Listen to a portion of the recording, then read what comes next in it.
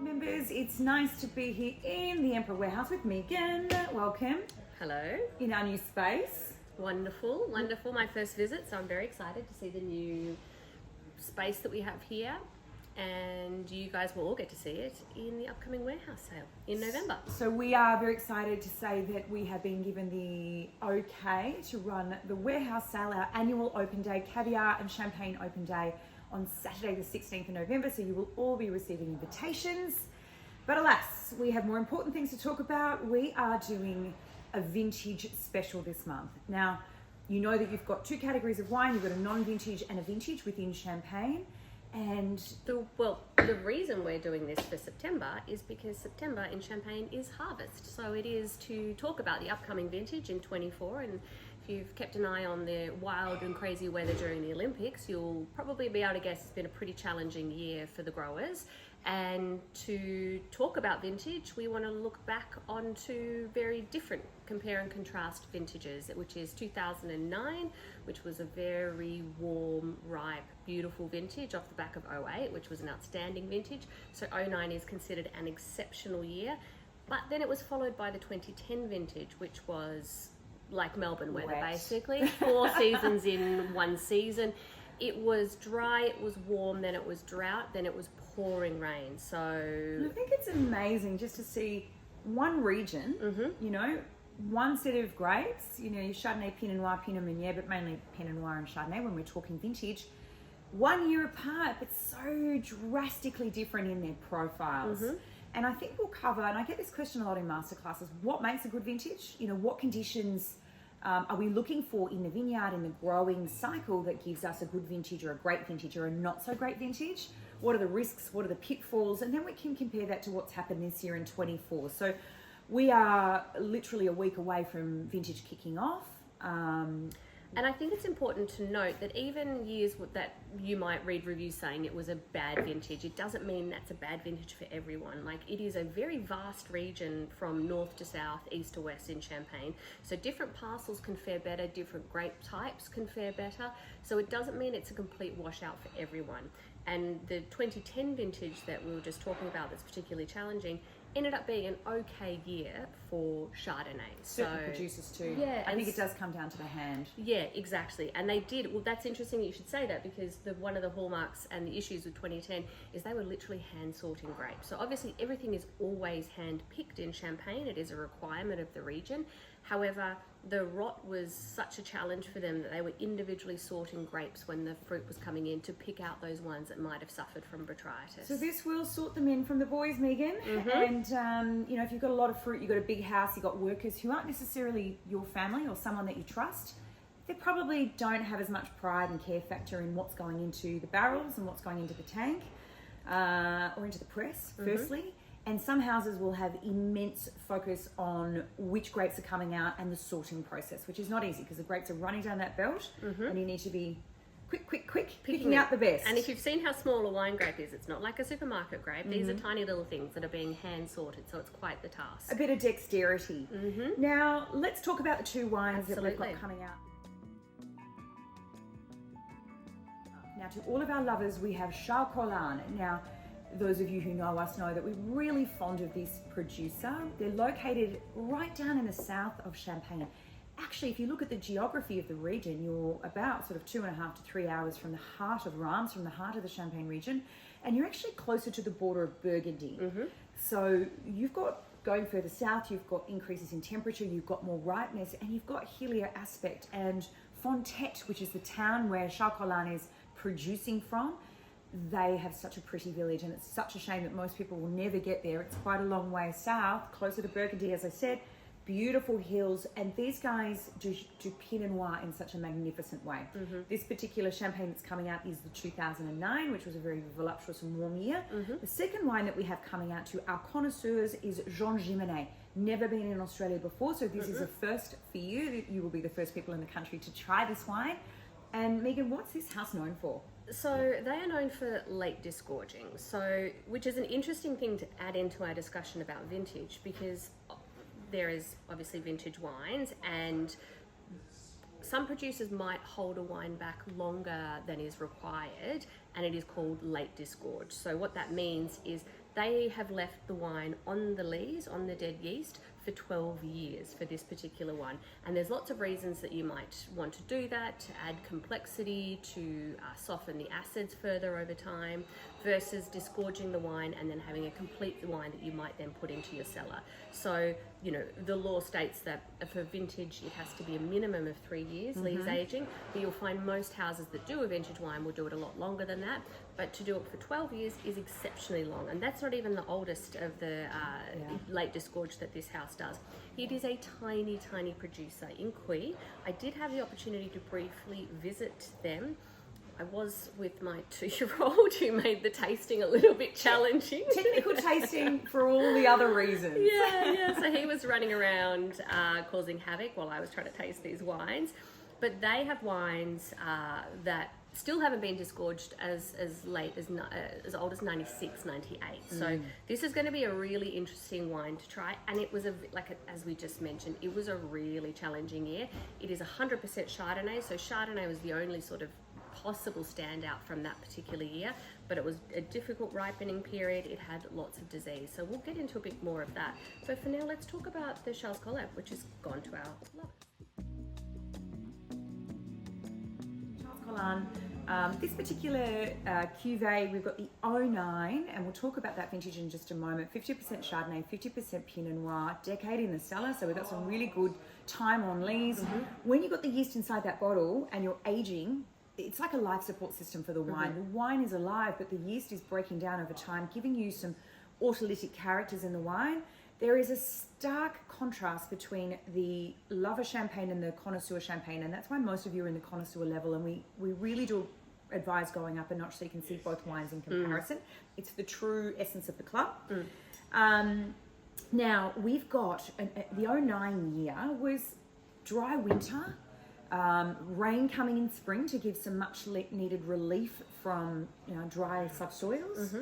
And then a really warm summer. Yeah. Okay, so we do have some voluminous, if that's such a word. Voluminous. Voluminous, thank you. Some vinosity in the wine. It's quite round. It's quite generous. Still quite a late harvest. It was harvest kicked off on the 8th of September for that particular year. So it did have that nice warm growing season, but it still wasn't quite ready until that early September date. So it is reasonably later in champagne. 09 has a real softness, a roundness. For me, I don't know whether it's going to be one of those mega champagnes where you do get exceptional aging because the acid profile is quite soft compared to the 08 where you had the nice balance between acidity and some generosity of the wine.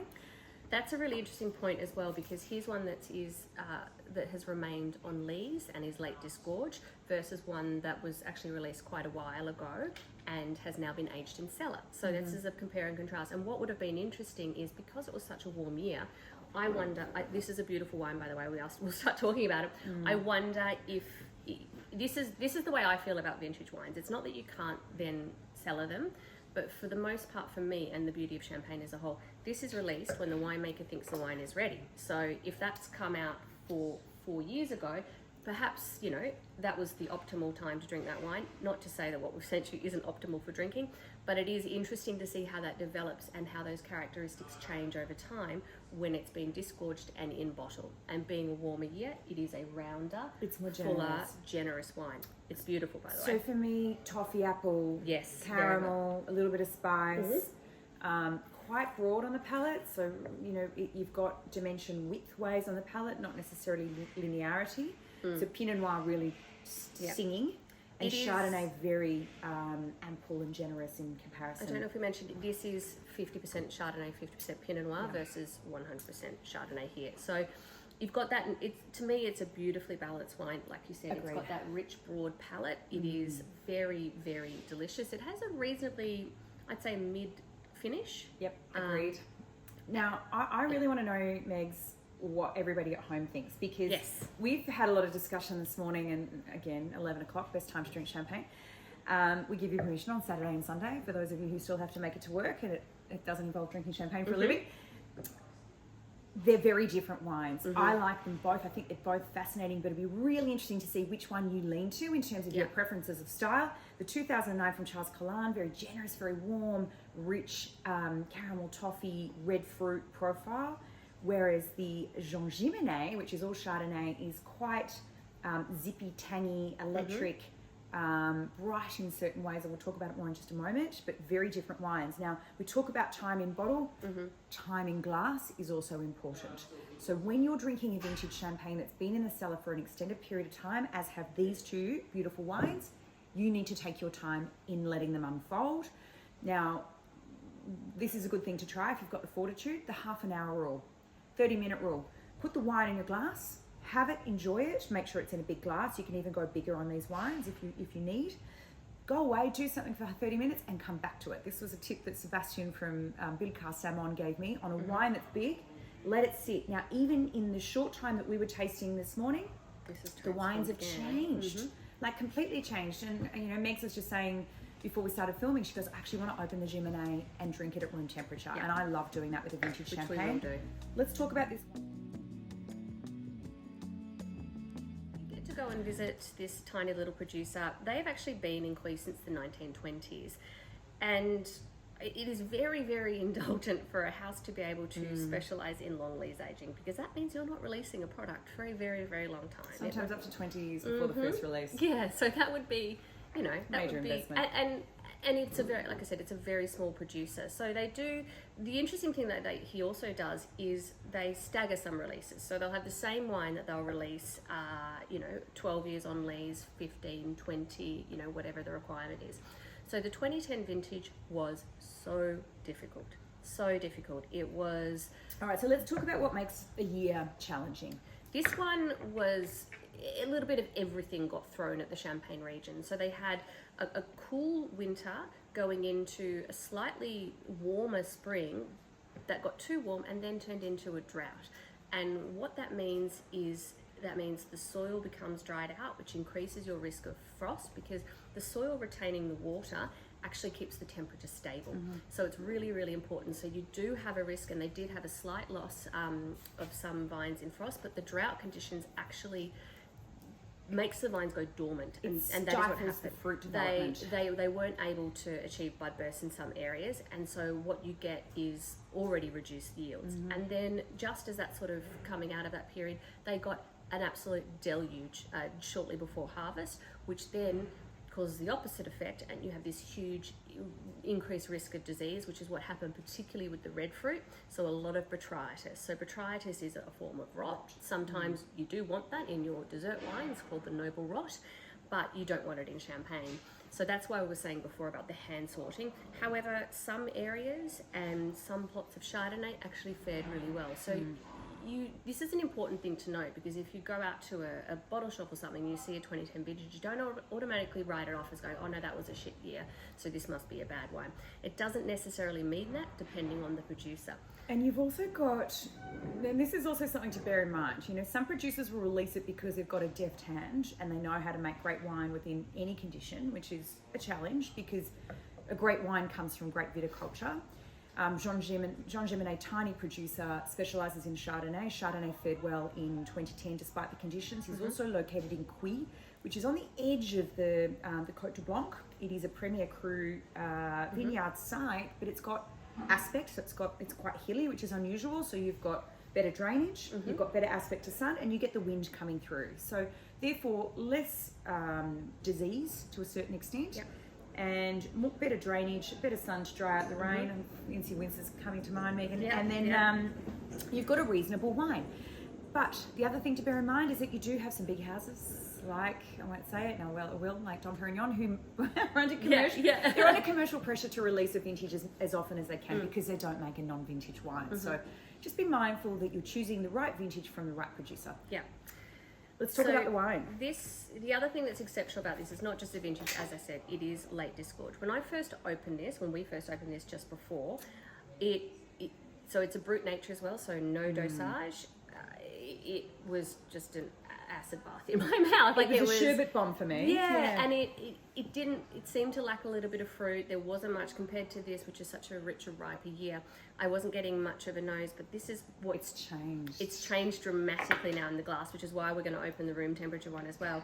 It is opened up, and that's what's really important, not just to potentially decant to vintage wine, but particularly when it's late disgorged. So the acid profile is interesting, and it feels different. So normally in the Cote de Blanc, you do get beautiful mineral saline wines with quite a linear structure of acidity, the feeling of at the tension of the pull vertically down the palate, particularly with Chardonnay. This wine, the acid profile is quite pronounced, so we were umming and ahhing about whether the house has gone through that process of malolactic fermentation or not. You got a super cool year, so you've already got very high acidity levels with an underdevelopment of sugar ripeness. Yeah. And then you've got all Chardonnay with no sugar added whatsoever, so Brut Nature, which I think was an interesting choice. I think a couple of grams of sugar might have given it more dimension. Yeah, and I wonder if he's done that because he does extended lees aging, if he thinks that's a wine that you put in the cellar. The thing about it, why I wouldn't put it in the cellar, is it does lack some of that fruit character. So I still think it's an exceptional wine. It's really interesting to compare the two. If you're a connoisseur, do taste them side by side. Do leave them a little bit longer to open up in the glass. Great opportunity to pop both of these in a Burgundy glass or a red wine glass. Even to put it in your Emperor Champagne glass and a Burgundy glass at the same time and look at them. Yeah, and pour 2 glasses of each one and see, this is the room temperature. Such nerdy champagne. I know.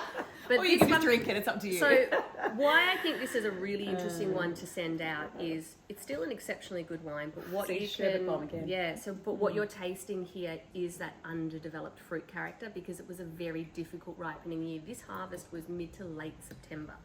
So the fruit just wasn't getting ripe enough, but it was getting that increased disease risk. So I feel you do get that in the wine, but that doesn't make it a bad wine. It's a wine I probably wouldn't put in the cellar for another 5 years, but I love Blanc de Blanc, I love Chardonnay, I love Brut Nature. And how do you feel with it? Super zippy acidity. At room temperature, I'm going to try that. Here, this is yours. Okay, thank you. One I prepared earlier, Megan. Thank you. Sherbet bomb on nose. Beautiful nose. What a difference. Like, it's so closed when it's cold. And that's the thing. When a wine is cold, you're going to get much more pronounced acid. In any wine, whether it's a Chardonnay or anything that you're drinking, is going to be much more closed when it's cold. The other thing I don't think we mentioned, you serve vintage wines at a different temperature. It should be 12 to 14 degrees. Yeah. So it's not out of your fridge. If you do have a wine fridge, which I hope all of you do, I want to make sure that you've got it in, if you've got a dual temperature one, even better. Make sure you've got it in that 12 to 14 degree range, because that's the perfect temperature to drink vintage wine. It's interesting, the acid flares when it's warm, and you can see that there's a lack of fruit profile. It is all about the acidity and a slightly bitter tannic feeling on the end of the palate. Very much that bitter finish. Oh, that's interesting. So I feel like it needs to sit somewhere between. I agree. The bitterness, the acid's too intense when the wine is cold, and we took it out of a regular fridge, so it was too cold. The bitterness, which is not unpleasant, I actually like a bit of bitterness in wine, is too pronounced when served at room temperature. So I think for this wine, that 12 to 14 degrees will be that sweet spot, and also letting it open up more. So if you don't have the confidence to decant champagne, just pour it into a large red wine glass and see how you feel about the wines. But I would love your feedback, because these are two really different wines, and it's an interesting topic. It's an interesting topic. Look, vintage is obviously quite expensive. When you're getting two vintages like these that have been left for exceedingly long time in the cellar, they become almost not financially viable in certain circumstances. But this is a great opportunity for you to see vintage side by side from two different producers from different regions. It is a very similar vintage to what's happening right now, so stay tuned. We'll give them an update on vintage harvest. It's too early to call, but it's been a difficult, like when we were there for the tours only about 6 to 8 weeks ago, it was cold. Freezing cold 1 week. We actually had the heaters on, pouring rain. 1 week of blasting we bought heat. Little rain jackets. We had to. And then rain again. And you would have seen the same during the Olympics opening ceremony. It was pouring rain one day, and then 35 degrees the next. So just like Melbourne. they were doing a lot. Yeah, so there was a lot of spraying and preparing and working when we were there. And again, it's going to be a later vintage because that ripening hasn't happened yet. But you'll rarely hear any champagne maker make the call until the fruit comes in. But it's looking probably not as extreme in the challenges as 2010 was because they didn't have that drought period. But they did have a little bit of frost early in the season, not too many losses, but it's been an exceptionally difficult vintage to manage, and it will be a lower yielding year. We know that much. So ladies and gents, I hope you enjoy this month's champagnes. You have Charles Collin 2009, 50% Chardonnay, 50% Pinot from Fontet. You have Jean Gimonnet, 100% Chardonnay coming from the 2010 vintage. Thank you, Megan. I hope you enjoyed the wines. I enjoyed the wines. I did too. So jump on the Facebook page, please, and tell us what you think. I would like to see a lively discussion about what you like. And by the way, it's okay to go, I hated that. Like, or I loved it. Or I loved it. Like, hate's a strong word, but it's every wine, even when you get a corked wine, it's all a learning experience, because I think it's really, really important. If someone doesn't know what corked tastes like, corked tape, give them a glass of corked wine. So, everything's a learning.